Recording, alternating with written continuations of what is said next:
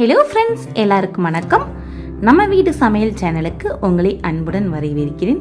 Friends, இன்னைக்கு நம்ம பார்க்கக்கூடிய வீடியோ கறி சுவையில் மீல் மேக்கர் தொக்கு தான் பார்க்க போகிறோம்.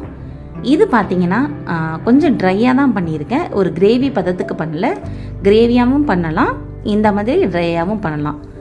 இது பார்த்தீங்கன்னா வெரைட்டி ரைஸ், சாம்பார் ரைஸ் இப்படி எல்லாத்துக்கும் கூடயும் சாப்பிட்றதுக்கு ரொம்ப சூப்பராக இருக்கும். இந்த மீல் மேக்கர் தொக்கு பண்ணுறது ரொம்ப ஈஸி. எப்படி பண்ணலான்னு சொல்லி வாங்க போய் பார்க்கலாம். இப்போ மீல் மேக்கர் எடுத்திருக்கேன் ஒரு கிணத்துல. இதை ஃபஸ்ட்டு தண்ணீர் ஊற்றிட்டு நல்லா அலசி எடுத்துக்கலாம். அலசிட்டு கொஞ்சமாக தண்ணீர் சேர்த்து இதை நல்லா வேக விட்டுடலாம். ஒரு 3/4 பதத்திற்கு வெந்ததுக்கப்புறம் இப்போ அந்த சுடு தண்ணியை வடிகட்டிட்டு பச்சை தண்ணி சேர்த்துட்டு இந்த மாதிரி பிழிஞ்சு எடுத்துக்கலாம்.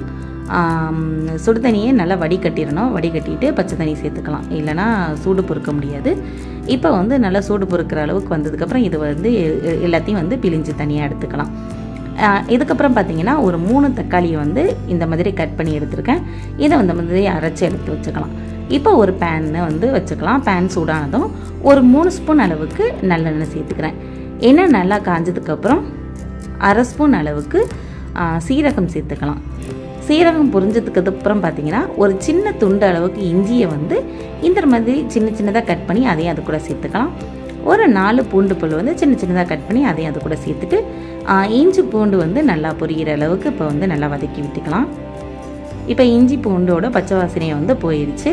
இப்போ போனதுக்கப்புறம் ஒரு பெரிய பெரிய வெங்காயத்தை எடுத்து இந்த மாதிரி நீளமாக கட் பண்ணி அதை அது கூட சேர்த்துக்கிறேன்.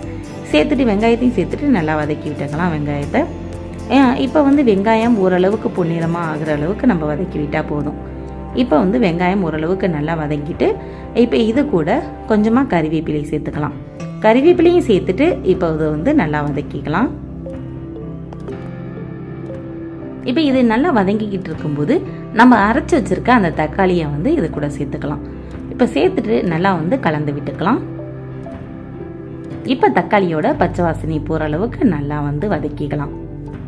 இப்போ தக்காளி பார்த்திங்கன்னா இதில் தண்ணியாக இருக்கிறது நல்லா சுண்டி அந்த தண்ணி எல்லாம் சுண்டுற அளவுக்கு நல்லா வதக்கிக்கலாம். இது கூட கொஞ்சமாக சால்ட்டு சேர்த்துக்கலாம். இப்போ இந்த தண்ணி மட்டும் சுண்டுற அளவுக்கு சால்ட்டு சேர்த்துக்கலாம். இதுக்கு மட்டும் சேர்த்துட்டு இப்போ பாருங்கள் தண்ணீர் நல்லா சுண்டிட்டு இப்போ இது கூட 1/4 டீஸ்பூன் மஞ்சள்தூள் சேர்த்துக்கலாம். 1 ஸ்பூன் மிளகாய்த்தூள், 1/2 ஸ்பூன் மல்லித்தூள் எல்லாம் சேர்த்துட்டு இப்போ நல்லா கலந்துக்கலாம். இப்போ மசாலா எல்லாத்தையும் நல்லா எண்ணெயிலேயே நல்லா இப்போ வதக்கி விட்டாச்சு. இப்போ இது கூட நம்ம பிழிஞ்சு வச்சுருக்க மீல் மேக்கரை சேர்த்துக்கலாம். மீல் மேக்கரை சேர்த்துட்டு ஒரு 2 நிமிஷம் இதையே நல்லா கிண்டி விட்டுக்கலாம்.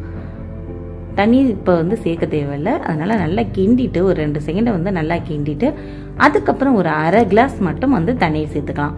ஆல்ரெடி மீன் மேக்கர் ஒரு 3/4 பதத்திற்கு நல்லா வெந்துட்டு அதனால தண்ணீர் கொஞ்சம் கம்மியாகவே சேர்த்துக்காங்க. ரொம்ப சேர்த்திங்கனாலும் நல்லா வெந்துட்டு நல்லா இருக்காது. கொஞ்சம் நல்லா கடிச்சு சாப்பிட்ற மாதிரி இருந்தால் தான் ஒரு கறி சாப்பிட்ற மாதிரி நமக்கு ஒரு ஃபீல் உண்டாகும். இப்போ நமக்கு தேவையான அளவு உப்பு சேர்த்துக்கலாம். உப்பு பார்த்துட்டு சேர்த்துக்கோங்க. இப்போ சேர்த்துட்டு இதை நல்லா கலந்து விட்டுக்கலாம். நல்லா கலந்து விட்டுட்டு இதை நல்லா ஒரு ஹை ஃப்ளேமில் வச்சு இந்த தண்ணீர் சுண்டுற அளவுக்கு நல்லா இப்போ கிளறி விட்டுக்கலாம். இப்போ நல்லா இந்த தண்ணி உங்களுக்கு கிரேவி பதத்துக்கு வேணும்னா இன்னும் ஒரு 1/2 ஸ்பூன் மிளகாய்த்தூள், 1/2 ஸ்பூன் மல்லித்தூள் எல்லாம் சேர்த்துட்டு கொஞ்சம் தண்ணியை சேர்த்துட்டு நல்லா ஒரு கிரேவி பதத்துக்கு வச்சுக்கலாம். இப்போ பார்த்தீங்கன்னா ஒரு 2 பச்சை மிளகாவை சின்னதாக கட் பண்ணி அதையும் அது கூட சேர்த்துக்கிறேன். தண்ணீர் கொஞ்சம் சுண்டி வரும்போது அதுக்கப்புறம் ஒரு 1/2 ஸ்பூன் மிளகுத்தூள் சேர்த்துக்கிறேன். எல்லாம் சேர்த்துட்டு இப்போ நல்லா கிளறி விட்டுக்கலாம். ஹை ஃப்ளேமில் வச்சுட்டு நல்லா கிளறி விடுங்க. தண்ணீர் நல்லா ட்ரை ஆயிடுச்சு.